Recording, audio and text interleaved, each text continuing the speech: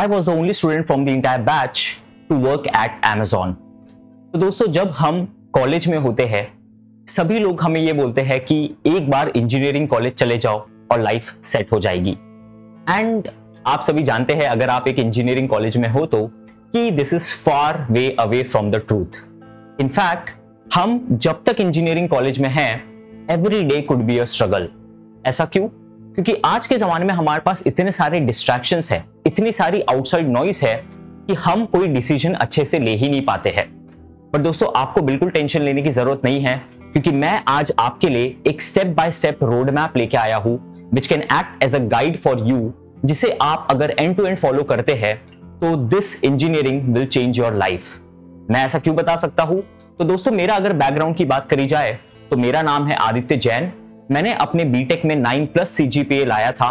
मैंने Amazon में internship भी सिक्योर करी थी एंड मैंने गेट में ऑल इंडिया रैंक 60 रैंक लाकर मैं अपने सिटी का टॉपर भी बना था, जिसके कारण मुझे IIT बॉम्बे से MTech करने का मौका मिला।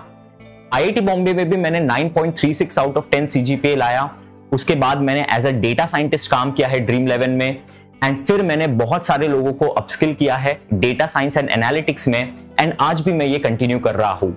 एंड मैंने रिसेंटली अपनी एक फर्म स्टार्ट की है जिसका नाम है नेक्स्ट बिग टेक, जहां हम बहुत सारे ऐसे ही स्टूडेंट्स को अपस्किल करने में हेल्प कर रहे हैं so that they can make the best out of their career. क्योंकि दोस्तों, आप जानते हैं कि AI बहुत तेजी से आगे बढ़ रहा है एंड बहुत सारे स्टूडेंट्स इससे बहुत दूर है।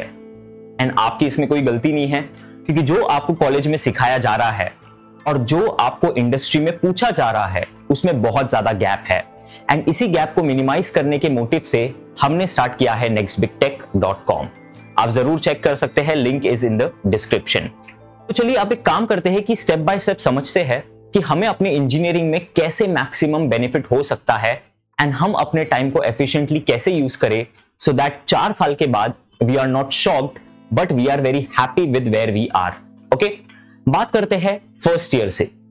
देखिए, जब हम फर्स्ट ईयर में आते हैं, मैं अज्यूम कर रहा हूं अगर आप एक टियर 3 कॉलेज से है तो ऑब्वियसली आपका 11th और 12th का एक्सपीरियंस अच्छा नहीं होगा, क्योंकि आपने बहुत ज्यादा हार्ड वर्क किया है, फिर भी आपको अपना ड्रीम कॉलेज नहीं मिल पाया है। एंड दोस्तों, इसमें बिल्कुल टेंशन लेने की जरूरत नहीं है, क्योंकि मैं एग्जैक्ट सेम सिचुएशन में हो चुका हूं। मैंने अपने आप को देखा है इस सिचुएशन में कैसा फील होता है, एंड अगर आपको सही गाइडेंस मिलती है तो it is nothing to worry. तो सबसे पहले आपको यह करना है कि फर्स्ट ईयर में आपको हाई CGPA लाने पर फोकस रखना है। ऐसा क्यों, वो भी मैं बताऊंगा। तो मैंने अपने फर्स्ट सेमेस्टर में बहुत हाई CGPA लाने पे फोकस रखा, जिसने मुझे आगे बहुत ज्यादा हेल्प किया, which help me gate differentiate from the entire batch. क्योंकि अगर आप फर्स्ट ईयर में CGPA लाते हैं तो फर्स्ट ईयर में आपके पास इतना कुछ वर्कलोड नहीं होता है, आपके पास इतनी ज्यादा स्किल्स की डिमांड नहीं होती है, एंड सबसे ज्यादा बड़ी बात 11th 12th में जो हमें इतनी ज्यादा पढ़ाई करने की हैबिट होती है वो अभी भी हम यूटिलाइज कर सकते हैं। तो फर्स्ट ईयर में आपका फोकस होना चाहिए बहुत ज्यादा हाई CGPA लाने पर। मैं आगे बताऊंगा ऐसा क्यों है। अब चलते हैं सेकेंड ईयर में। सेकेंड ईयर में क्या होगा कि आपने CGPA अगर ला रखा है तो आपके पास एक बहुत कूल माइंडसेट होगा जो आपको न्यू चीजें ट्राई करने के लिए एक कॉन्फिडेंस देगा। तो second year is all about building your skills. हमें ज्यादा से ज्यादा स्किल्स डेवलप करनी है। अगर आप एक प्रोग्रामिंग बैकग्राउंड से है तो आपको पाइथन सीखना जरूरी है, आपको SQL सीखना जरूरी है, आपको NumPy, Pandas and data visualisation जैसे कि मैटप्लॉटलिब और सीबॉन ये सीखना मैंडेटरी है। ये सीखे बिना आपको कोई भी कंपनी में जॉब मिलना बहुत मुश्किल हो जाएगा। And on the other hand, ये स्किल्स अगर आपको आती है तो companies would be fighting for you. तो सबसे पहले आप अपने आप को अपस्किल करिए। इफ यू वांट, कोई फ्री रिसोर्स से आप स्टार्ट कर सकते हैं, and then you can actually go for actual certification based courses, क्योंकि जब आप कंपनी के इंटरव्यू में बैठेंगे तो your certification will play a very very important role. अब ये स्किल सीखने से सफिशिएंट तो नहीं होगा, क्योंकि स्किल्स तो बहुत लोगों को आता है ना। लेकिन अब बात आती है प्रोजेक्ट करने की। तो मेक श्योर करिए कि जो भी आप सर्टिफिकेशन प्रोग्राम कर रहे हैं it is backed by very very practical sense. जैसे कि at Next Big Tech we are creating 100% practical courses. कोई स्लाइड्स नहीं, कोई थियरी नहीं, कोई अननेसेसरी होमवर्क नहीं, सिर्फ और सिर्फ प्रैक्टिकल नॉलेज। क्योंकि दोस्तों, मैंने इसमें अपने इंडस्ट्री एक्सपीरियंस को, अपने टीचिंग एक्सपीरियंस को एंड अपने IIT बॉम्बे की लर्निंग्स को सभी को मर्ज करके इस कोर्स को बनाया है, ताकि हम इस बहुत बड़ी गैप को रिड्यूस कर सके। आप डेफिनेटली उसे चेकआउट कर सकते हैं। In fact you can start with the very first free course so that आपको एक एक्सपेक्टेशंस का आइडिया है कि किस तरीके से कोर्सेज आगे होने वाले हैं। चलिए अब आते हैं थर्ड ईयर पे। थर्ड ईयर में आपका सबसे ज्यादा फोकस होना चाहिए इंटर्नशिप्स पर एंड प्रोजेक्ट्स पर। ऐसा क्यों? क्योंकि अब आपने सेकेंड ईयर में स्किल्स तो सीख ली है, लेकिन वो स्किल्स को बैकअप करने के लिए आपके पास होना चाहिए बहुत अच्छा वर्क एक्सपीरियंस। तो आपको करनी है इंटर्नशिप। अब इंटर्नशिप तो ऐसे ही नहीं मिल जाएगी, इंटर्नशिप मिलेगी एक क्रेडिबिलिटी से। तो यहां वो क्रेडिबिलिटी की आपको हेल्प होगी जो आपने कोर्सेज कर रखे, जो आपने सर्टिफिकेशंस ले रखे हैं उससे। एंड आप हमसे भी कनेक्ट कर सकते हैं क्योंकि मेरा एक बहुत अच्छा नेटवर्क है जिसमें मैं कोशिश करूंगा कि आपको बेस्ट पॉसिबल इंटर्नशिप में लगवा सकूं। ठीक है, अब आपको क्या करना है, इंटर्नशिप पे जाने के बाद काम से बचना नहीं है। जी हाँ, हम बहुत सारे लोग उल्टा करते हैं, हम सोचते हैं यार सैलरी तो फिक्स है तो काम से बच लेते हैं। दोस्तों ये शॉर्ट टर्म में तो बहुत अच्छा आइडिया है, लेकिन लॉन्ग टर्म में ये हमारे करियर को बहुत इंपैक्ट करता है। एंड मैं आपको इसका एग्जांपल भी देता हूं। देखिए, जो लोग सोचते थे कि यार इजी सा प्रोजेक्ट ले लेते हैं, सैलरी तो फिक्स है, तो रोज थोड़ा बहुत काम करते रहेंगे, लाइफ चलती रहेंगी। लेकिन दोस्तों आज के जमाने में आ गए हैं ले ऑफ्स। ये पहले इतना नॉर्मल नहीं था, लेकिन आज एआई के कारण बहुत सारे ले ऑफ हो रहे हैं। आप देख सकते हैं गूगल में ले ऑफ हो रहे हैं, माइक्रोसॉफ्ट में ले ऑफ हो रहे हैं, जिसे सबसे एम्प्लॉय फ्रेंडली कंपनी कहा जाता था, वहां तक ले ऑफ्स हो रहे हैं। एंड टेस्ला में तो आपने रिसेंटली न्यूज देखा ही है कि वहां भी ले ऑफ हो रहे हैं। लेकिन ले ऑफ होते किसका है? क्या ले ऑफ अननेसेसरली होते हैं? क्या सीईओ आता है और बोलता है कि यार इतने लोगों को आज हटा दो कंपनी से? बिल्कुल ऐसा नहीं है। ले ऑफ्स एक बहुत स्ट्रैटेजिक मैनर में होते हैं। क्या स्ट्रैटेजी होती है इसके पीछे? बेसिकली दे लुक कि कौन से अंडर परफॉर्मिंग एम्प्लॉइज है एंड कौन से ऐसे एम्प्लॉइज है जो परफॉर्म तो कर रहे हैं लेकिन उनके परफॉर्मेंस का कोई इंपैक्ट नहीं है बिजनेस पे, यानी कि लो इंपैक्टफुल वर्क। एंड अगर आप ये जानते हैं तो आपको इसका कंप्लीट ऑपोजिट करना है, यानी कि you have to work at the high impactful projects. ऐसे प्रोजेक्ट्स जिसमें हेल्प करने से कंपनी को बहुत फायदा हो एंड आप कंपनी के लिए एक वैल्यूएबल एसेट बन जाओ। क्योंकि जब आप कंपनी के लिए एक वैल्यूएबल एसेट होगे तो आपको हटाना बहुत मुश्किल हो जाएगा। In fact they will make sure that you are with the company, क्योंकि आपके पास कुछ ऐसे स्किल्स है, कुछ ऐसा एक्सपीरियंस है जो कंपनी के लिए बहुत बेनिफिशियल है। तो हमें क्या करना है, हाई इंपैक्टफुल प्रोजेक्ट्स पे काम करना है। अब हाई इंपैक्टफुल प्रोजेक्ट्स की डिमांड होंगी हाई इंपैक्टफुल स्किल्स। वो स्किल्स आपको सीखनी है सेकेंड ईयर में। जी हाँ, तो ये रोड मैप को आप फॉलो करते हो तो you will be very much on track. अब यहां पर आता है आपका रेज्यूमे, क्योंकि इंटर्नशिप में अप्लाई करने का तो प्रोसेस होता है। जब हजारों लोग इंटर्नशिप में या जॉब में अप्लाई कर रहे हैं तो आपको क्यों प्रेफरेंस मिलेगा? तो दोस्तों इसके लिए आपको रेज्यूमे में बहुत अच्छी कुछ स्किल्स होनी चाहिए। आपके रेज्यूमे में बहुत अच्छे से फिल्टर्ड वे में स्किल्स लिखी होनी चाहिए। बहुत ही टाइम एफिशिएंट वे में आपने प्रोजेक्ट्स करना चाहिए। आपको प्रोजेक्ट्स का इंपैक्ट दिखाना है।